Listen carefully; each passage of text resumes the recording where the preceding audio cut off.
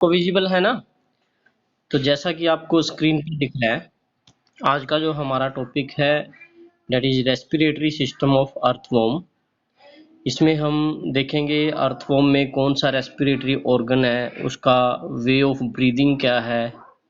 तो सबसे पहले आपको पता होना चाहिए अर्थवॉर्म में लंग्स नहीं होते, they do not have any lungs और स्पेशलाइज्ड रेस्पिरेटरी ऑर्गन।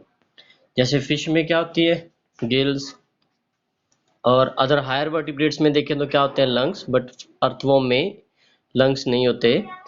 इनके पास स्किन रेस्पिरेटरी ऑर्गन है। स्किन के थ्रू ही ऑक्सीजन और कार्बन डाइऑक्साइड एक्सचेंज होंगे। अगर हम इसमें देखें तो आपको मैंने एक दिन पहले भी बताया था, जो अर्थवॉर्म है इनकी स्किन मॉइस्ट होती है क्योंकि इनका जो सिलोमिक फ्लूइड है वो डोर्सल पोर के थ्रू बॉडी से बाहर आएगा, स्किन को मॉइस्ट रखेगा। उस मॉइस्ट स्किन से जो गैसेज एक्सचेंज है वो बहुत आसान हो जाएगा, इजिली गैसेज एक्सचेंज कर पाएंगे। दूसरा, ये गैसेज एक्सचेंज को और एफिशिएंटली परफॉर्म करने के लिए मॉइस्ट सॉइल के अंदर रहेगा। जो गीली सॉइल होती है ना, मॉइस्ट सॉइल, उसमें हमें ज़्यादा मिलेगा, ड्राई सॉइल में कम मिलेगा क्योंकि मॉइस्ट सरफेस से गैसेज एक्सचेंज के चांसेस ज़्यादा होते हैं। देन गैसेज एक्सचेंज जो है वो सिंपली डिफ्यूजन के मैकेनिज्म से होते हैं। Simply gases exchange occur by diffusion. बाहर इन्वायरमेंट में ऑक्सीजन की कंसंट्रेशन ज़्यादा है, इसके ब्लड के अंदर ऑक्सीजन की कंसंट्रेशन कम है, तो बाहर से डायरेक्ट ऑक्सीजन डिफ्यूज होके अंदर जाएगी। और वहीं अगर हम CO2 देखें तो इसके ब्लड में CO2 की कंसंट्रेशन ज़्यादा है as compare to environment, that's why CO2 diffuse होके बाहर आ जाएगी और ऑक्सीजन डिफ्यूज होके अंदर चली जाएगी। आप इस डायग्राम से भी देख सकते हो, इस डायग्राम में क्लियरली विजिबल है कैसे बाहर से ऑक्सीजन अंदर जा रही है और कैसे अंदर से CO2 बाहर आ रही है। तो रेस्पिरेटरी ऑर्गन क्या बोलेंगे हम, skin.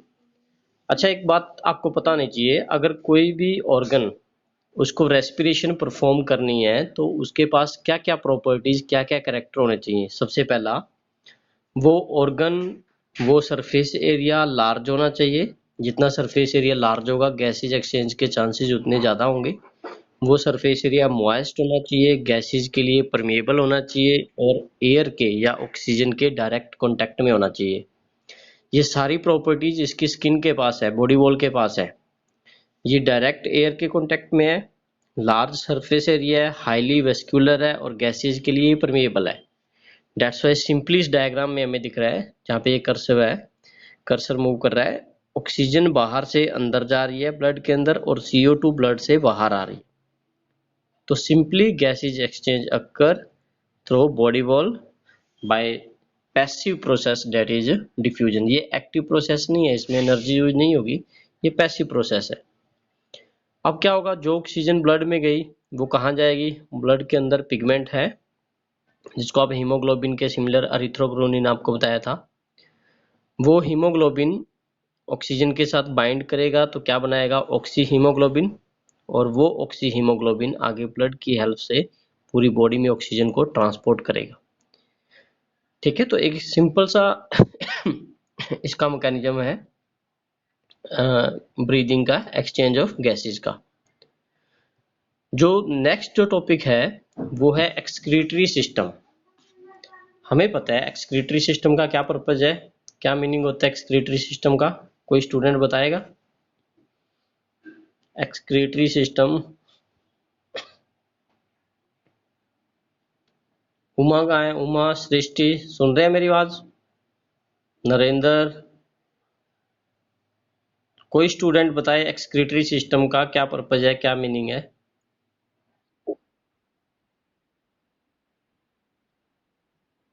To excrete metabolic nitrogenous waste. ठीक है, मेटाबॉलिक नाइट्रोजनस वेस्ट। अगर हम इनके अंदर देखें तो माइक्रोस्कोपिक स्ट्रक्चर प्रेजेंट है जिनको बोलते हैं हम नेफ्रिडिया। हमारे एक्सक्रीटरी ऑर्गन की बात करें तो किडनी होती है, इनके एक्सक्रीटरी ऑर्गन की बात करें तो नेफ्रिडिया प्रेजेंट होते हैं। Special type of nephridia, microscopic है, बहुत ही छोटे हैं साइज में, क्वाइल्ड टिब्यूल्स की तरह, जैसा कि आपको डायग्राम में भी दिख रहा है। एक क्वाइल्ड टिब्यूल है जिसको हम नेफ्रीडिया का नाम देते हैं। ये नेफ्रीडिया बहुत छोटे हैं, दैट्स वाई माइक्रोस्कोपिक। छोटे हैं तो नंबर क्या होगा, ज्यादा। तो these are numerous small located in all the segment except first two segment. Body के पहले दो सेगमेंट को छोड़ दो, उसमें ये नेफ्रीडिया नहीं होते। उसके बिना बाकी सभी नेफ्रीडिया, सभी सेगमेंट्स के अंदर नेफ्रीडिया प्रेजेंट है, ताकि हर सेगमेंट से जो वेस्ट बनेगा उसको बॉडी से बाहर रिमूव किया जा सके। सेगमेंटली अरेंज्ड है, डेट्स वाई इनको सेगमेंटल नेफ्रीडिया का नाम भी देते हैं। कई बार एक नंबर में पूछ लेते हैं, what do you mean by segmental nephridia, तो क्या बोलोगे, the nephridia of earthworm they are segmentally arranged, that's why they are known as segmental nephridia. ये अनब्रांच्ड होते हैं, इनकी कोई ब्रांच नहीं होती। ये एक साइड से ओपन करते हैं सिलोम में, ठीक है, अनब्रांच्ड है। इस डायग्राम में आप ध्यान से देखो, ये इनकी ओपनिंग, जिसको आप माउथ भी बोल सकते हो, ये माउथ ओपन करता है सिलोम के अंदर। किसके अंदर ओपन करता है, सिलोम के अंदर। इस टाइप का नेफ्रीडिया जो सिलोम में ओपन करे उनको बोलते हैं मेटानेफ्रीडिया। दो टर्म्स हमने पढ़ी, तीन टर्म्स। पहली तो सिंपली नेफ्रीडिया, क्या बोलोगे, सिंपल नेफ्रीडिया। एक नंबर में पूछ ले व्हाट आर नेफ्रीडिया, तो these are microscopic coiled tubules present in earthworm for excretion. दूसरा अगर वो पूछ ले कहाँ कहाँ प्रेजेंट है, तो आप बोल दोगे पहले दो सेगमेंट को छोड़ के बाकी सभी सेगमेंट्स में प्रेजेंट है। तीसरा, इनको सेगमेंटल नेफ्रीडिया क्यों बोलते हैं, क्योंकि बॉडी के हर सेगमेंट में रेंज है, प्रेजेंट है, दैट्स व्हाई सेगमेंटल नेफ्रीडिया। और फोर्थ, बहुत बार पूछा जाता है, why nephridia of earthworm are known as metanephridia. तो क्या बताया मैंने अभी, इनके पास एक माउथ होता है, एक फनल होता है, उस फनल की हेल्प से सिलोम में ओपन करते हैं। सिलोम समझते हो ना, बॉडी कैविटी। तो सिलोम में अगर ओपन करें तो इनको क्या नाम देंगे हम, मेटानेफ्रीडिया नाम देते हैं। टाइप्स अगर देखें तो इनके अंदर three types of nephridia depending upon their position. ये प्लीज अपना माइक ऑफ रखो बच्चे,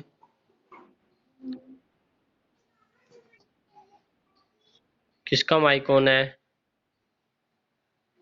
माइक ऑफ रखोगे।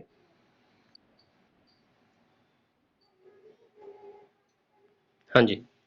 तो टाइप्स ऑफ नेफ्रीडिया की बात करें तो मैंने आपको अभी बताया, इनके अंदर three types of nephridia present होते हैं। ये नेफ्रीडिया पोजीशन के अकॉर्डिंग हम इनको नाम देंगे कि बॉडी के किस पार्ट में इनकी अरेंजमेंट है, किस पार्ट में प्रेजेंट है, उसके अकॉर्डिंग हम इनको नेम देंगे। जिसमें सबसे पहला है सेप्टल नेफ्रीडिया। क्या मतलब है सेप्टल नेफ्रीडिया का, जो बॉडी सेप्टम में प्रेजेंट हो उनको हम नाम देंगे सेप्टल नेफ्रीडिया। सेकेंड टाइप है इंटेगुमेंट्री नेफ्रीडिया, जो इंटेगुमेंट्स में प्रेजेंट हो उनको हम नाम देंगे इंटेगुमेंट्री नेफ्रीडिया। एक सेप्टल नेफ्रीडिया, दूसरा इंटेगुमेंट्री नेफ्रीडिया, और जो थर्ड है वो है फेरेंजियल नेफ्रीडिया। नाम से पता चल रहा है, फेरेंजियल मतलब फेरिंग्स रीजन में प्रेजेंट होंगे। सेप्टम समझते हो ना, दो सेगमेंट के बीच में जो एन्युलाई था, सेप्टम था, जो दो सेगमेंट को सेपरेट कर रहा था। अगर उस सेप्टम के आसपास नेफ्रीडिया प्रेजेंट है तो नाम दे देंगे सेप्टल नेफ्रीडिया।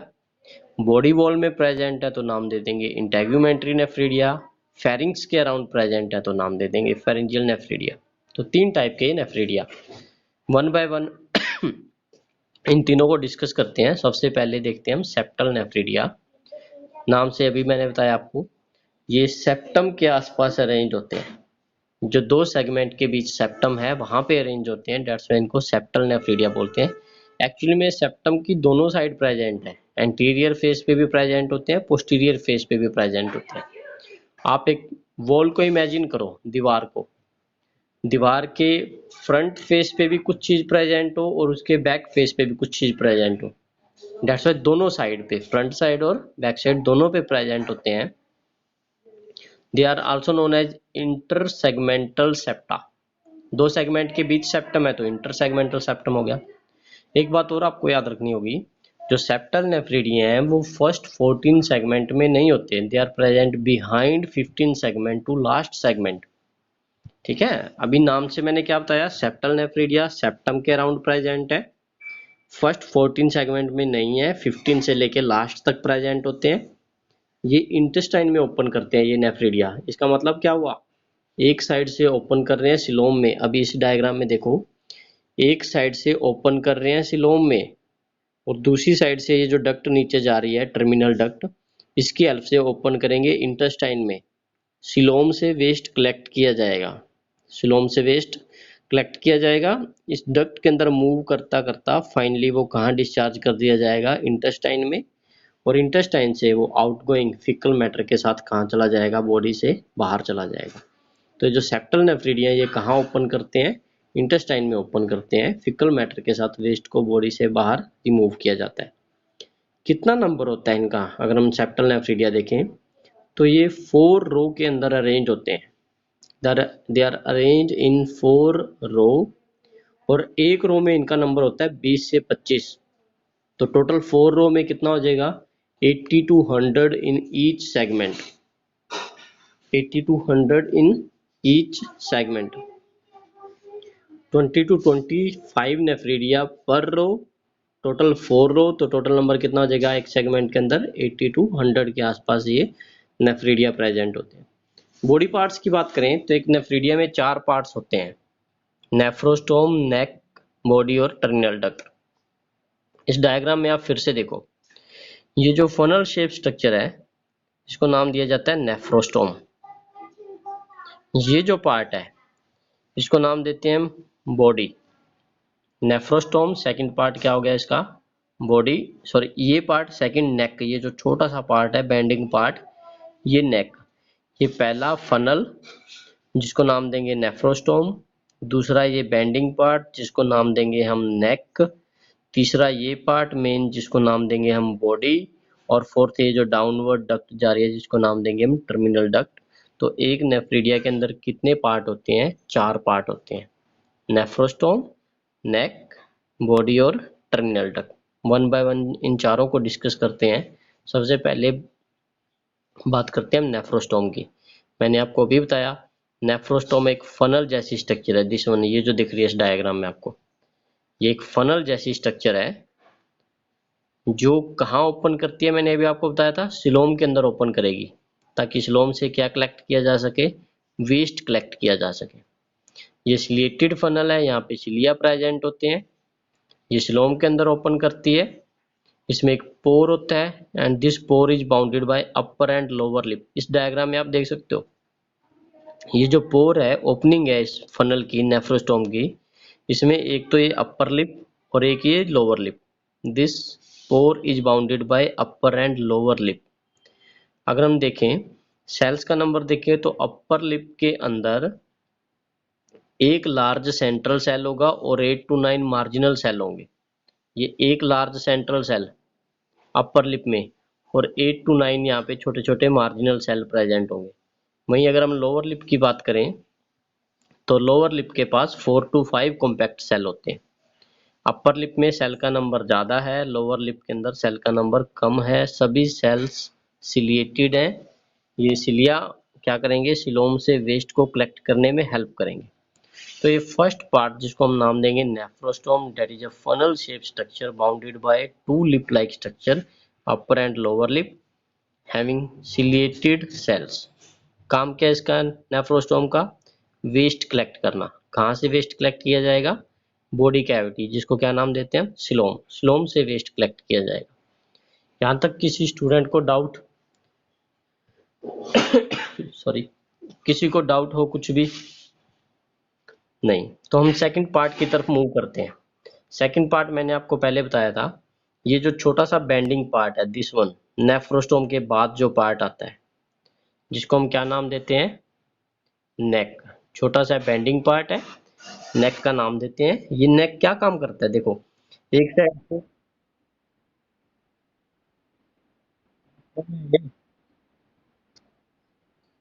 है, दिमाग खराब है क्या तेरा,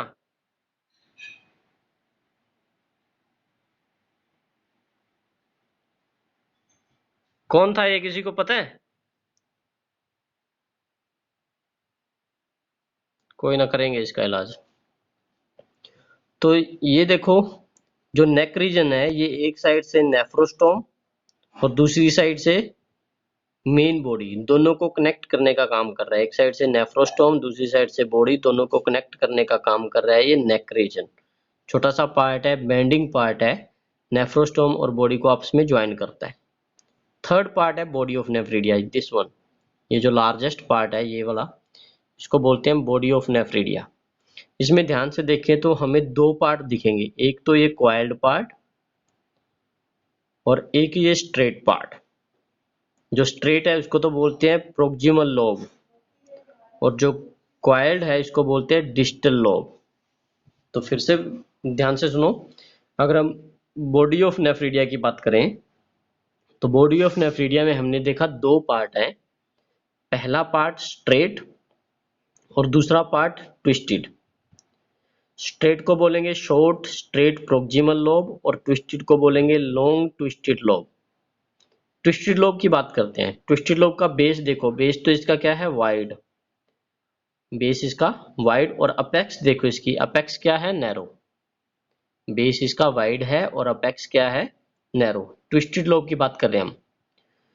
प्रोक्सिमल और ट्विस्टेड दोनों, देखो ये जो लोब है इसके ट्विस्टेड लोब में, इसमें फर्दर दो लिम्ब है, इसमें एक प्रोक्सिमल लिम्ब है और एक डिस्टल लिम्ब है। This twisted lobe having two limbs, one is proximal and one is distal, which are spirally coiled around each other, जो एक दूसरे के अराउंड spirally coiled होते हैं।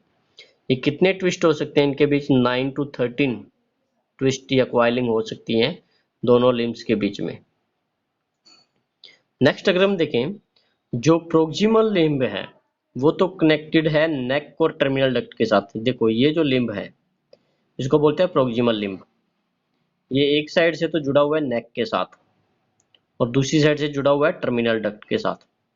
तो proximal limb is connected with neck and terminal duct, और जो दूसरा है सेकंड वन, ये कनेक्टेड है किसके साथ, स्ट्रेट लोब के साथ।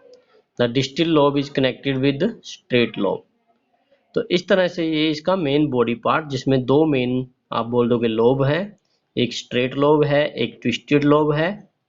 ट्विस्टेड का बेस ब्रॉड है, अपेक्स इसकी नैरो है।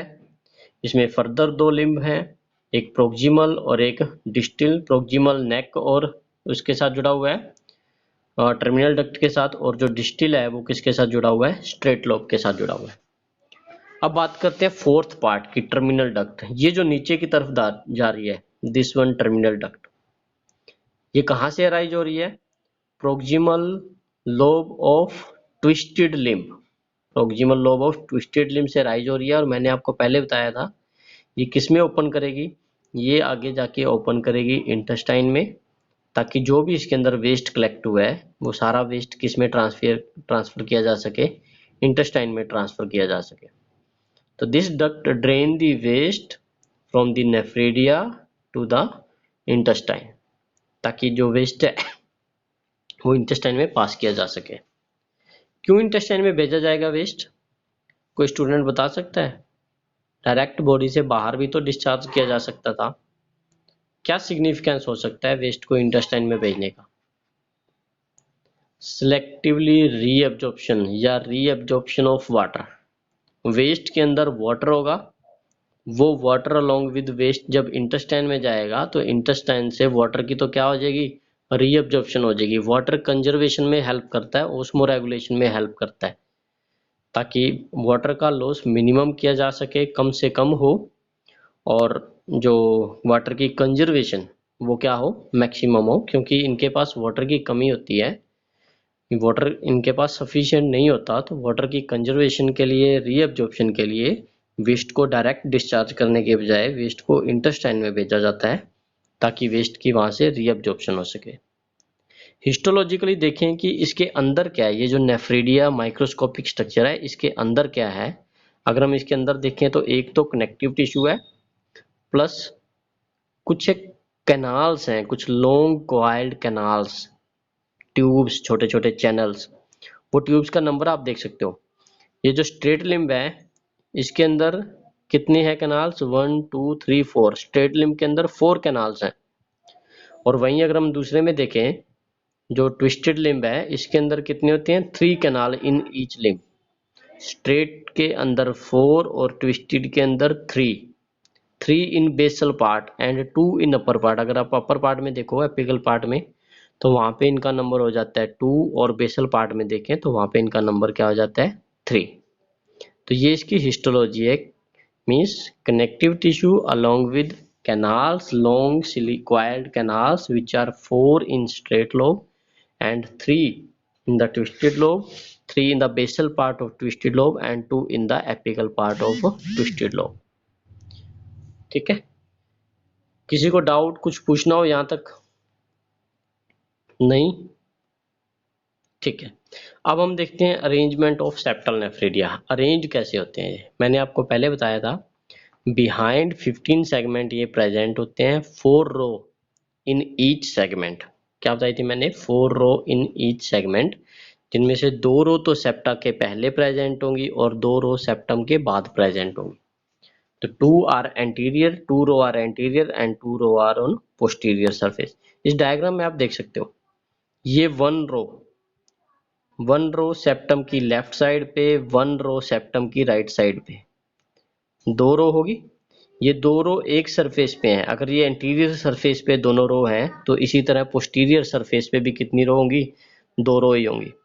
तो there are 4 row of septal nephridia, 2 on anterior surface of septum and 2 on posterior surface of septum।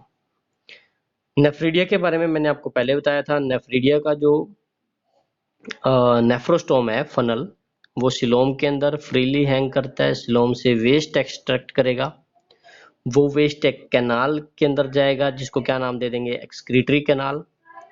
ये एक्सक्रीटरी कैनाल देखो अपवर्ड रन कर रही है, नेफ्रिडिया से वेस्ट जा रहा है एक्सक्रीटरी कैनाल में, एक्सक्रीटरी कैनाल अपवर्ड रन कर रही हैं और इंटेस्टाइन की डोर्सल साइड पे जो सुप्रा इंटेस्टाइनल डक्ट है वहां तक जाएंगी। Waste is collected by nephridia, transfer to excretory canal to supra intestinal duct and supra intestinal duct से वेस्ट कहाँ जाएगा? इंटेस्टाइन के अंदर जाएगा, ताकि इंटेस्टाइन से वाटर की रीएब्जॉर्प्शन हो सके और ऑलमोस्ट हाइपरटोनिक जो वेस्ट है उसको बॉडी से बाहर रिलीज किया जा सके।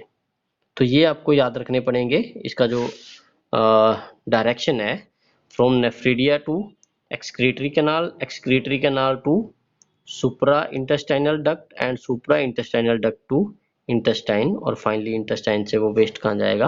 आउटसाइड जाएगा। कितनी है सुप्रा इंटेस्टाइनल डक्ट? यहाँ से डायग्राम में दिख रही है 2 सुप्रा इंटेस्टाइनल डक्ट, ये थ्रू आउट रन करती हैं। There are 2 parallel longitudinal duct present above the gut. ये 15 सेगमेंट से शुरू होकर कहाँ तक जाती हैं? लास्ट सेगमेंट तक जाएंगी, जिनको हम नाम देंगे सुप्रा इंटेस्टाइनल डक्ट। ये इनका अरेंजमेंट था। दोनों की दोनों डक्ट, चाहे वो लेफ्ट है चाहे वो राइट है, मैंने अभी आपको बताया। ये सुप्रा इंटेस्टाइनल एक्सक्रीटरी डक्ट में ओपन करेंगी, एक्सक्रीटरी डक्ट इंटेस्टाइन में ओपन करेगा, और इसकी जो ओपनिंग है, this opening is guarded by sphincter muscles, ताकि फिकल मैटर इन डक्ट्स में ना जाए, डक्ट से यूरिनरी मैटर या एक्सक्रीटरी वेस्ट इंटेस्टाइन में जाए। दैट्स वाई वहां पे गार्डिंग के लिए स्फिंक्टर मसल्स भी प्रेजेंट है। अब इस टाइप के जो नेफ्रिडिया होते हैं, जो एक साइड से ओपन करते हैं सिलोम के अंदर और दूसरी साइड से ओपन करते हैं इंटेस्टाइन के अंदर, ऐसे नेफ्रिडिया को बोलते हैं enteronephric nephridia. This type of nephridia are known as enteronephric nephridia. One side वो सिलोम के अंदर ओपन कर रहे हैं, अदर साइड वो इंटेस्टाइन के अंदर ओपन कर रहे हैं ताकि वेस्ट को इंटेस्टाइन में भेजा जा सके। Such type of nephridia are known as enteronephric nephridia. बहुत बार 1 नंबर में पूछ लेते हैं, what do you mean by enteronephric nephridia? तो बॉडी के अंदर ही किसी पार्ट में ओपन कर रहे हैं, इंटेस्टाइन में ओपन कर रहे हैं, तो एंटेरोनेफ्रिक नेफ्रिडिया का इनको नाम देते हैं। जहां तक किसी को कुछ समझ ना आया हो, कुछ पूछना हो, कोई स्टूडेंट? नहीं, तो आज की क्लास में एक बार इतना ही करो। जो हमने आज की क्लास में किया वो है सेप्टल नेफ्रिडिया। मेन क्या है इसमें? Septal nephridia. एक बार फिर से रिवाइज करवा देता हूं मैं। सेप्टल टोटल 3 टाइप के नेफ्रिडिया हमने देखे थे, सेप्टल, इंटेगुमेंट्री और फेरेंजियल। सेप्टल सेप्टम के आसपास प्रेजेंट थे, इंटेगुमेंट्री स्किन में थे, फेरेंजियल फेरिंग्स में प्रेजेंट थे। सबसे पहले हमने बात की सेप्टम की। ये 15 सेगमेंट के बिहाइंड प्रेजेंट होते हैं, 2 रो सेप्टम की एंटीरियर साइड पे और 2 रो सेप्टम की पोस्टीरियर साइड पे। एक सेगमेंट के अंदर इनका नंबर 80 to 100 हो सकता है। 4 पार्ट से बना होता है एक नेफ्रिडिया, जिसमें पहला है नेफ्रोस्टोम, जो ये फनल शेप स्ट्रक्चर है। इसमें हमने बताया स्लोम में ओपन करती है, bounded by 2 upper and lower lips, और यहाँ पे सिलिएटेड सेल्स होते हैं। जो सेकंड पार्ट हमने बताया इसका, वो ये नेक रीजन था, छोटा सा नेक रीजन, जो नेफ्रोस्टोम और बॉडी पार्ट्स को आपस में जोड़ने के लिए काम करेगा। थर्ड था बॉडी ऑफ नेफ्रिडिया। इस बॉडी ऑफ नेफ्रिडिया में मैंने आपको क्या बताया था, 2 मेन पार्ट हैं, एक तो स्ट्रेट जो लोब है और दूसरा क्या है, ट्विस्टेड लोब। स्ट्रेट लोब और ट्विस्टेड लोब एक दूसरे के साथ कनेक्टेड होते हैं। ट्विस्टेड लोब में फर्दर 2 लिम्ब थे, प्रोक्सिमल एंड डिस्टल। प्रोक्सिमल एक साइड तो नेक के साथ जुड़ा होता है और दूसरी साइड टर्मिनल डक्ट से जुड़ा होता है। देन हमने सबसे लास्ट में पढ़ा इसका टर्मिनल डक्ट, दिस वन। ये टर्मिनल डक्ट मैंने बताया आगे जाके इंटेस्टाइन के साथ कनेक्टेड होता है, ताकि वेस्ट को कहाँ पास किया जा सके, इंटेस्टाइन में। और इस टाइप के नेफ्रिडिया को हमने क्या नाम दिया था, एंटेरोनेफ्रिक नेफ्रिडिया, जो वेस्ट को बॉडी के अंदर ही किसी पार्ट में, गट में डिस्चार्ज कर रहे हैं। हिस्टोलॉजिकली भी मैंने आपको बताया था, एक नेफ्रिडिया के अंदर कनेक्टिव टिश्यू के साथ साथ लॉन्ग क्वाइल्ड कैनाल्स होती हैं। ये कैनाल का नंबर स्ट्रेट लोब के अंदर तो 4 था, और जो ट्विस्टेड है उसके बेसल पार्ट में 3 और उसके एपिकल पार्ट में 2। अरेंजमेंट भी फिर हमने देखा था, 15 सेगमेंट के just behind there are 4 row of septal nephridia in each segment, 4 row in each segment, 2 row on left side and 2 row on right side. Nephridia आगे ओपन करेंगे एक्सक्रीटरी कैनाल में, कैनाल आगे ओपन करेगी supra intestinal duct, supra intestinal duct करेगी open intestine में, waste को intestine में discharge किया जाएगा। इस टाइप के नेफ्रिडिया को एंटेरोनेफ्रिक नेफ्रिडिया का नाम देते हैं। आज तक इतना ही करो, बाकी हम नेक्स्ट क्लास में करेंगे। किसी स्टूडेंट को कुछ भी डाउट हो तो आप बोल सकते हो। नहीं है डाउट तो आप लोग जा सकते हो।